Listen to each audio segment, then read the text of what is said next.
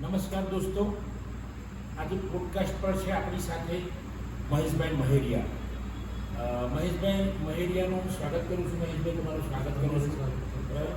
તો મહેશભાઈને કેટલાક પ્રશ્નો પૂછીશું ને લાઇબ્રેરી ફિલ્ડ અને એ કયા મુદ્દા પર છે, કઈ જગ્યાએ છે, એના વિશેની થોડીક ચર્ચા એમની સાથે કરીશું. તો લાઇબ્રેરી અને ઇન્ફોર્મેશન સાયન્સ ફિલ્ડ કેવું છે એ આપણને નજીકથી ખબર પડશે. કારણ કે હું રોજ વિડીયો તો બનાવતો હોઉં છું, પણ પોડકાસ્ટ પર આવા એક સારા લાઇબ્રેરિયન હોય અને એમને બોલાવીને આપણે વાત કરીએ ત્યારે ખૂબ મજા આવે છે.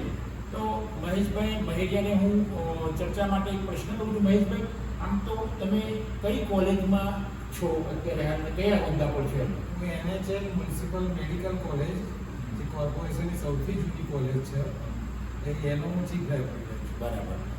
ત્યાં ચીફ લાઇબ્રેરિયન તરીકે NHL મેડિકલ કોલેજમાં. બરાબર. મિત્રો, જો આપણી સાથે બહુ સરસ આ કેવા પ્રકારની લાઇબ્રેરી કહેવાય? આ મિક્સ લાઇબ્રેરી કહેવાય, સ્પેશિયલ લાઇબ્રેરી અને એજ્યુકેશન લાઇબ્રેરી.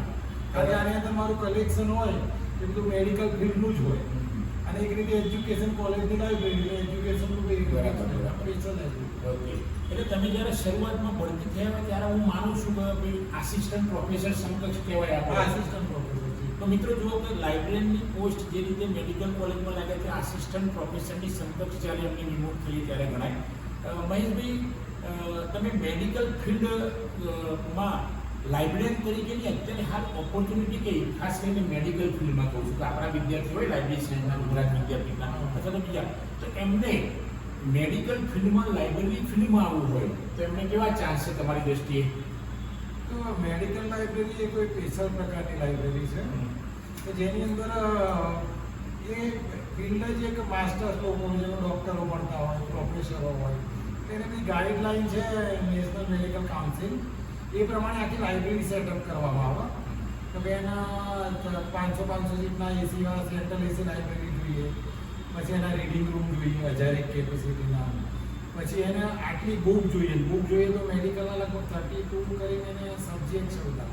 એનો તમે ફિઝિયોથેરાપીના, biochemistry, medical surgery, MD medicine, પછી એનેથી આગળ બી ભણવાનું સુપર સ્પેશિયાલિટી. પછી સર્જરી ભણ્યા તો કેન્સરના સર્જન, પછી ન્યુરો સર્જન થયા, પછી મેડિસિન ભણ્યા તો મેડિસિનની ઉપર ન્યુરોલોજી, એ સુપર સ્પેશિયાલિટી કહેવાય. ત્યાં વ્યક્તિ 5.5 વર્ષ સુધી MBBS કરે સ્ટુડન્ટ, પછી પરીક્ષા એમાંથી થોડા લોકો માસ્ટર ડિગ્રી કરે 3 વર્ષ, અને પછી બીજું 3 વર્ષ ભણવાનું. એટલે આવા લોકો જોડે આપણે કામ કરવાનું, એનો સ્પેસિફિક નિયમો જોઈએ, રૂલ્સ NMC બનાવેલા છે. કેટલી બુક્સો જોઈએ પર્ટિક્યુલર સબ્જેક્ટમાં, કેટલી જર્નલ જોઈએ, ઇન્ડિયન કેટલી જોઈએ, ફોરેન કેટલી જોઈએ. NMC જાણે ઇન્સ્પેક્શન કરતી હોય છે તો દરેક વિગતની ચકાસણી કરતી હોય છે કે ભાઈ આ અત્યારે મારે આપણે આ હોદ્દો એટલા માટે અગત્યનો થોડો વધારે ગૌરવની વાતો છે કે જે પ્રોફેસર જે લોકો હોય એમનું ઇન્સ્પેક્શન આવે, ડિપાર્ટમેન્ટનું આવે, ડીનને કોલેજનું આવે, તો આપણી જોડે આવે મહેશભાઈ મારા કલેક્શન શું છે, શું લઈશું, કેટલી જર્નલ. એટલે આપણે ટચમાં રહેતા હોય આવા લોકો જે પ્રોફેસર કક્ષાના, એ બધા એનાથી આપણે બધા રિલેશન રાય, આપણને મેડિકલનું નોલેજ વધે. અને આપણે લાઇબ્રેરિયન તરીકે એવું ફીલ છે કે આપણે કોઈ બી લાઇબ્રેરી સાયન્સ કરીએ તો આપણે ભાઈ એક બધું આપણને બેઝિક ભણવાનું આવે, મેનેજમેન્ટ કે એનું કેટલોગિંગ, ક્લાસિફિકેશન, ટેકનિકલ કામગીરી, કોમ્પ્યુટરાઇઝ કામગીરી. પણ તમે જ્યારે ફિલ્ડ કોઈ લો એટલે તમે એના સ્પેશિયલાઇઝ થતા જાઓ. કારણ કે હું મેડિકલ લાઇબ્રેરિયન છું, તો મને અત્યારથી મને કોઈ નવી મેડિકલ કોલેજ ખોલવાની છે, તમે એ શું કરીશું તો હું કહીશ, હું જઈને હું સેટઅપ કરી શકું છીએ, કારણ મને ખબર કઈ બુક જોઈશે, કઈ જર્નલ જોઈશે, શું જોઈશું. પણ આ બધું અનુભવથી આવો, ડાયરેક્ટ પહેલા દિવસમાં કશું ના ખબર આવે. મારે શીખવું પડે, કાંઈ જઈને જોવું પડે. પણ એ તો કામ એવું છે, તમે ખંતપૂર્વક કરતા જાઓ, અંદર ડૂબતા જાઓ. અને આપણે કંઈ એમાં મેડિકલમાં કંઈ ડૉક્ટર નહીં થઈ જવાનું, આપણે સર્જરી નહીં કરવાની. પણ એ શું વાંચે છે, લોકો શું વાંચે છે, કયું સાહિત્ય અવેલેબલ છે, એની લેટેસ્ટ શું છે. કારણ કે આપણને એક ટાઈમ પર ડીન સુપ્રીમ સત્તા કહેવાય, પણ એની જોડે બી નોલેજ કેટલું હોય કે ભાઈ જે ભણ્યા હોય માસ્ટર ડિગ્રી એમ હોય. પણ આપણે તો 32 ડિપાર્ટમેન્ટના પેલા ફરતા એટલે આપણે દરેકનું હોય ભાઈ આ વાંચે, આ વાંચે. અને આપણે જો ખંતી કામ કરીએ કારણ કે સ્ટાફ બી સારો હોય. એક તો પહેલાં તમે NMCનો રૂલ છે, પહેલાં સેન્ટ્રલ એસી તમે અને બધી ફેસિલિટી જોવામાં આવે, સિટિંગ કેપેસિટી કેટલી, ઓફિસરની કેટલી, કોમ્પ્યુટર કેટલા. એટલે તમે ગણાતા જાવ. એ બહુ સારું ફીલ છે. સ્કોપ પણ ખરા આપણા વિદ્યાર્થીઓ, બહુ જ સ્કોપ, એ સ્કોપ છે જ. એની અંદર જે તમે GPSC ગઈ પાસ કરો તો ગવર્મેન્ટ મેડિકલ કોલેજમાં સીધા લાગો. સ્કોપ તો જે આસિસ્ટન્ટ પ્રોફેસરનો તમને ગ્રેડમાં નતા, જે મળે પ્રોફેસરનો મળે ત્યાંથી તમારું કેરિયર ચાલુ થાય ને પછી પ્રમોશન થઈ જાય ને તમે પ્રોફેસર કક્ષાએ જાઓ અને બહુ સન્માનજનક પોસ્ટ છે. કારણ કે તમે નોલેજ કામ સંકળાયેલા એટલે કોઈ થાય તમને પૂછશે. અને આપણે કેવું કરવાનું ખંતથી કામ કરીએ છીએ ભણ્યા છે ને આમ નિષ્ણાત થતા જઈએ. મિત્રો, મહેશભાઈની બહુ સરસ વાત કરી. મેં મહેશભાઈને આજે એટલા માટે બોલાવ્યા છે કે મેડિકલ ફિલ્ડની અંદર પણ લાઇબ્રેરીની ફિલ્ડનું કેટલું મહત્વ છે. મહેશભાઈ બહુ સરસ વાત કરી. ગૌરવવંતો વ્યવસાય છે અને એમાં સ્કોપ બહુ સારા છે. તો મિત્રો, તમે મહેશભાઈને બરાબર સાંભળો, કારણ કે મેડિકલ કોલેજમાં છે. મેડિકલ કોલેજમાં પણ લાઇબ્રેરીની વેલ્યુ પહેલાં આસિસ્ટન્ટ પ્રોફેસર, પછી એસોસિએટ પ્રોફેસર, પછી પ્રોફેસર જેટલી હોય છે. મહેશભાઈ, એક ટૂંકો જ મારો પ્રશ્ન છે, જવાબ તમારો એવું દેશે તો તમને આ વ્યવસાયમાં સંતોષ કેવો મળ્યો? મને પૂરો સંતોષ છે. કારણ કે સમજ્યા કે હું પોતે છે, મેં MA ક્લિનિકલ સાયકોલોજી કર્યું, મારા ક્લિનિકમાં જવાની ઈચ્છા હતી, પણ સંજોગો વગર નાનકોએ કીધું કે તમે લાઇબ્રેરિયન થાઓ, કારણ કે એમાં સ્કેલ સારા હોય છે. અને એવી એક કુદરતી ઘટના છે, કોઈને તો ભાઈ ના કંઈ પ્લે જેવું લાગે મને તો.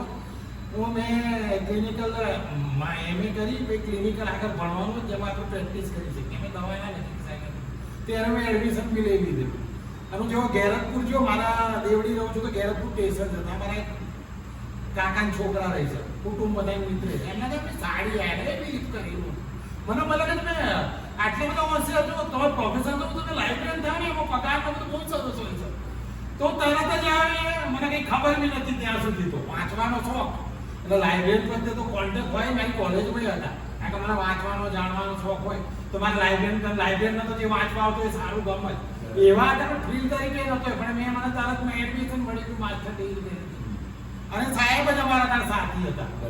એટલે પછી એ બધું અમે જોડે જ રહીને ભણેલા છે. અને પછી સંજોગો હતા, નિકટાસમાં કામ કર્યું. પછી ભાઈ કોઈ મળ્યું કે વડોદરા કોઈ લાઇબ્રેરીની જરૂર, ત્યાં ભાઈ મેં જ પોતે આ એક એવી ઘટના છે કે આપણે એવું લાગે કે કોઈ પ્લે લખ્યો હોય. હું મારી NHN મેડિકલ કોલેજમાં ગયો અને મારું કંઈ ખબર ના પડે એ વખતે તો ભાઈ આના ક્લાસિફિકેશન નંબર કયા આવે, મને બિહાર છે તો હું શું કર્યું. તો રમેશભાઈ ગાવેથી કરીને છે, ત્યાં પુસ્તકાલય કામ છે, આસિસ્ટન્ટ લાઇબ્રેરિયન હતા. તે એમની જોડે સમજો સબ્જેક્ટ્સ હોય, એનો ફિઝિયોલોજી હોય, રૂલ્સ હોય, અને પછી તમે કિસ્મતની વાત જુઓ કે મેં ત્યાં નોકરી કરી વડોદરા, પછી કેસરસાલ મેડિકલ કોલેજ 5 વર્ષ કરી, પછી ભુજની લાઇબ્રેરી ઊભી રહી, કેસરસાલની ઊભી કરી, પછી વરસમાં એની નોકરી બહાર પડી. તો હું એ જ રમેશભાઈનો સાહેબ લાઇબ્રેરિયન થઈ ગયો. એટલે આ કિસ્મતના ખેલ કે મૂળ છું કે હું સ્પેશિયલાઇઝેશન કર્યું. જાણે એડાય ત્યાં લોકો એવું કહેતા કે તમે તને લઈ લેશે લાગો. મેં કીધું હું નિષ્ણાત તો હું એકલો જ છું, આટલો તો લાઇબ્રેરી સાઈન્સનો અનુભવ હોય તો મને નોકરી બી મળી છે. મને એવું ખબર નથી હું પૂછતી આ બાજુ ફેમિલી છોડીને લઈને આવી શકી છે. એટલે મેડિકલ ફિલ્ડ બહુ સરસ છે, કારણ કે તમે આવા લોકો જોડે કામ કરો છો, તમારું નોલેજ બી વધે છે. મેડિકલ ફિલ્ડમાં શું છે, આપણી સામે ડૉક્ટર આર્ટિકલ વાંચતો હોય, આમ કરતો હોય, એમને ચર્ચા કરાવ. આ એક નવા ક્ષેત્રને આપણું ખેડાણ થાય. આમ નહીં થતું. આપણે ડૉક્ટરને બતાવીએ પણ 2 ડૉક્ટરો વાત કરતા હોય, આપણા જે સારા વાંચતા હોય આપણા મિત્ર જ હોય લાઇબ્રેરીમાં. કારણ કે ભાઈ જે ઓછા બી વાંચતા હોય અને જે મોટા મુખ્ય મારી જોડે એવા મેડિકલના હોય, મુખ્યમંત્રીના કોરોના ટીમના લીડર હોય, આવા કામ ચાલે કે ડીન આપણું વેલ્યુ, આપણું કામમાં એક્યુરેસી હોય. કારણ કે આપણે આળસ કરીશું, કંઈ શીખ્યું, આપણું કામ સરસ છે તો ડીન બી વેલ્યુ કરશે. અને ડીન બી કોઈ લાઇબ્રેરી મળશે તો ભાઈ અમારી લાઇબ્રેરીમાં તમે મળો. અને ડીનના બી કોઈ જરૂર પડશે તો કે કહેશે કે લાઇબ્રેરીને પૂછો. પણ એ તમારે કામગીરી કરવાની છે. લાઇબ્રેરીનું મહત્વ બહુ મહત્વ છે. તમે મૂળ મહત્વ ક્યારે મળશે તમને? તમે હાર્ડવર્ક કરશો, તમે ડૂબી જશો અંદર. કઈ લાઇબ્રેરી કઈ આપણે ખાડા નહીં ખોદવાના છે. ટેબલ વર્ક સૌથી આરામની ડ્રીમ જોબ જેવી છે આ જોબ. બીજા બી એવું થાય, ક્લાર્કના ખ્યાલ આપણે સાહેબનો પગાર કેટલો સારો છે. ક્લાર્કના આપણા કરતા ઘણું કાગજી કામ લેવાય, શિક્ષકને કેટલું હોય પણ આવું એક ઓપોર્ચ્યુનિટી તમે શીખો નવી ટેકનોલોજી બહુ ચાન્સ. તમે ખાલી વિદ્યાપીઠમાં પ્રવેશ લેવા માટે department of library and information તમે શું નવી જનરેશનને કહેશો? હું તો કહીશ કે આ એક ગાંધી વિચારની સંસ્થા છે કે મેં આગળ બોર્ડ જ વાંચેલું છે કે ગાંધીજીએ લખેલું છે આનું સ્થાપના કરતા. મેં આજ સુધી જે કંઈ કામ કરે એની આગળ આ કશું નહીં, આ મોટું જિંદગીનું કામ આ છે. અને એક સેકન્ડ જે ભૂમિ પર સરદાર પટેલ રહ્યા છે, ગાંધીજીએ જેની પર આ કર્યું છે, આઝાદીનું આંદોલન અહીંથી કર્યું છે, સરદાર પટેલે પેલું જીવન મહેતા કોઈ બિલ્ડિંગ ડિઝાઇન કર્યું છે અને ચાલેલા છે બધા કે દાંડી યાત્રામાં આમ ચાલીએ તો અમને પહેલા રાઉન્ડમાં લઈ ગયા હતા. તો આમ લાગે કે આ ધરતીને આપણે શું છીએ એમ કે આપણે એ વખત જીવ્યા નહીં, પણ જસ્ટ એની આવી ભૂમિ પર આપણને ભણવા મળે છે.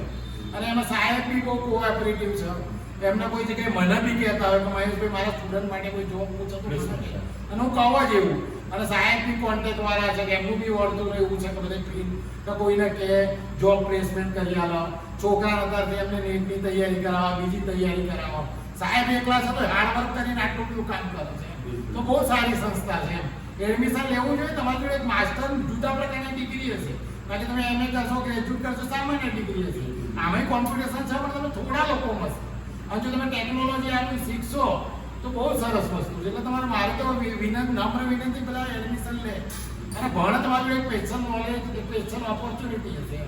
મિત્રો સરસ, મહેશભાઈનો હું આભાર માનું છું. મહેશભાઈ હું બી આભાર માનું છું, એમને બોલાવ્યો. ના ના, સરસ. સાહેબ. આમ તો અમે બંને મિત્રો અને ક્લાસમેટ પણ હતા, પણ આજે બંને હું અહીંયા પ્રોફેસર છું, એ પણ એ જ હોદ્દા પર આમ ત્યાં છે, બીએસ મસ્જિદ લાઇબ્રેરી મિત્રો.